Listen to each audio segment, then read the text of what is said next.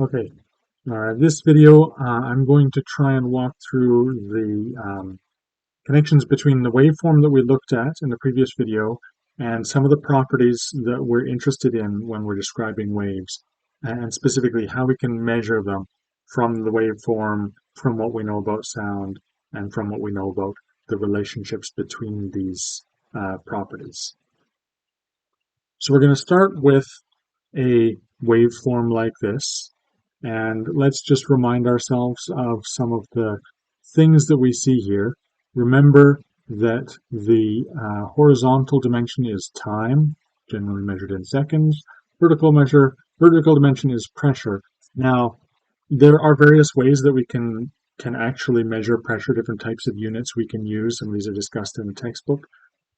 Normally, when we're using a microphone, whether it's fancy looking microphone or just the not quite as graphically interesting one that we find in a mobile device or even in a computer, we're not actually measuring, the numbers we get aren't measured in pascals or centimeters of water or mercury or anything like that. It's just numbers, right? There's a maximum pressure that can be recorded and a minimum pressure, and generally those are rendered in our software as +1 and -1, and everything else is just numbers between that, 0 being the atmospheric equilibrium at the time. So we'll see in this pressure, we don't see units, but we see a scale from -1 to 1. That's plenty for now. We don't have to worry about the actual units. Um, one feature of this is we see the positive and negative zero crossings. That's where the wave goes across the zero line, either in a positive direction heading up or a negative direction heading down. And we see a couple of these um, pointed out here in the graph. The next thing we see, we'll look at the maxima and minima. These are just the peaks and the valleys in our waveform. So we see there's actually 3 maxima and 3 minima in this particular graph. A couple of them pointed out there. And what we're mainly going to be looking for today, for this video's work, is isolating a single cycle of the wave. Now here I picked a cycle, I've identified a cycle between 2 adjacent minima. Could be between 2 adjacent maxima, between 2 adjacent positive zero crossings, any 2 corresponding points in successive points in a wave, right? So if you start a cycle and end a cycle, whatever you block out, if you were to copy that and paste it, you'd get next to it, you'd get the wave that we see. All right, but minima, that's one way to get it. We'll go with that for now. So that spans a single period of this wave. So what can we do with that? Well, a period is actually something that we can measure, and we can measure it directly off of this graphical representation. So if we take that period, the beginning of that we'll call time 1 or t sub 1, and that happens right at 10 milliseconds, 0.01 on our time scale. And then the second minimum here is at about 0.023, 23 milliseconds on our time scale. Okay, what do we do next? Well, the length of the period is just the difference between these 2 times. So we take the larger time minus the smaller time, and we get the value of 0.013 seconds. Okay, so that's good. We don't need this graph anymore. We have that time. Often it's more convenient to talk in milliseconds because a lot of the times that we're interested in when we're looking at waveforms, especially of speech, the times are in milliseconds. That gives us a good scale. But it's important for the calculations we're about to do to be able to convert back to seconds. So what do we want to do? Well, period is all very well, but actually what we often are interested in is the frequency. So what's the frequency? Well, frequency is calculated as the inverse of the period, so 1 divided by the period. So there's our formula at the top on the right there. Below it, we just put in the value for our period in seconds, 0.013. And if we have 1 divided by 0.013, that's approximately 79 hertz.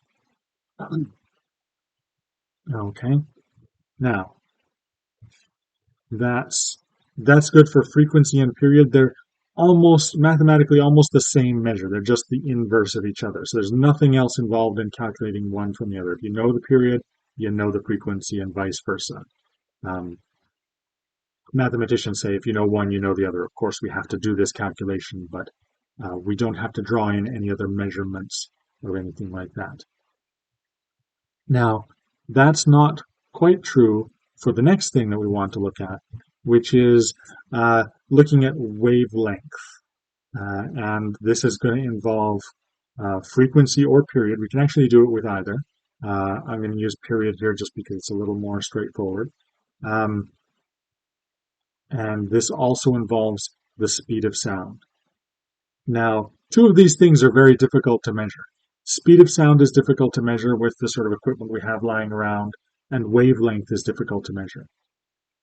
Now, let's be clear. It's really tempting to look at a graph like this and say, hey, I see the wavelength.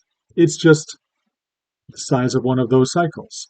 But wavelength, remember, as a physical property, is the distance between corresponding points in a wave, the distance in space, right? So if, as I speak to you, there's a peak here, and the next corresponding peak is here, the physical distance between those is the wavelength. What we see in this graph, there is no measure of distance. Pressure is vertical, time is horizontal, distance isn't part of that. So that graph, although when we lay it out physically, the physical representation has distance, it's not representing distance in the wave. Very important to remember.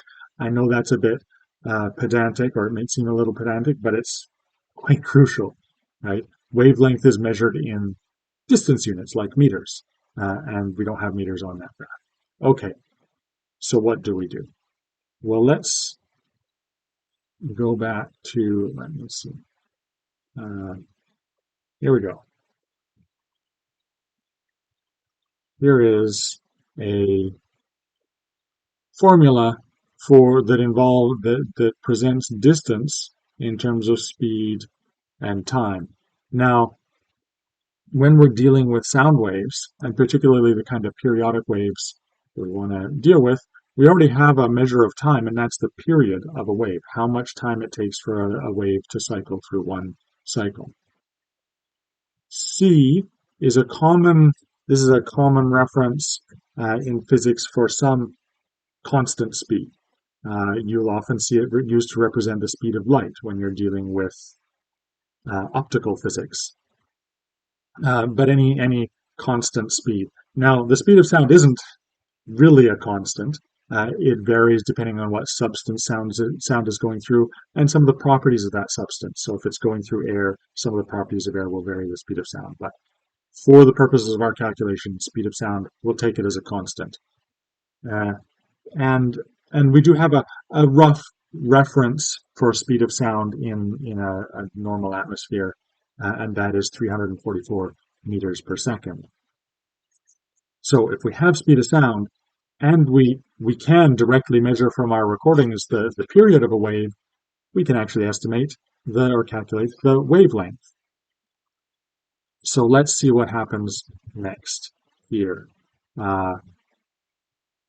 So first we want to isolate the wavelength as a quantity of interest. So we just do a little bit of algebra on the speed of sound equals wavelength divided by period. That's just that first formula redressed a little bit. We multiply both sides by t, so that cancels out the t down here, and we end up with speed of sound times period on one side and lambda on its own on the other. So we can calculate the wavelength, symbolized by lambda, by multiplying the speed of sound by the period of our particular wave. And now we just need to plug in the values. So let's assume that the speed of sound is 344 meters per second. We've actually observed the period of this wave in our recording, and we just multiply those numbers together and we get a wavelength of 4.472 meters. Okay, so that gives us a way of estimating what the wavelength of a particular wave is based on its frequency and some assumption about the speed of sound. We could do more. We could look up ways to calculate the speed of sound based on the relevant atmospheric properties. But for our purposes, I think taking 344 meters per second is a good enough approximation to practice the kind of calculation and drawing one number out from other numbers. And there will come a point very soon where wavelength becomes important to the physical properties, the acoustic properties of speech, because wavelength affects how sounds bounce around inside a space like the vocal tract. Okay, but that's good for now. We've looked at the relationship between frequency and period, and the relationship between period, speed of sound, and wavelength. If you're interested, you could try fiddling with combining those different formulas to look at wavelength in terms of speed of sound and frequency instead of speed of sound and period. That side is also given in the textbook. So have some fun with that. The next video will cover amplitude.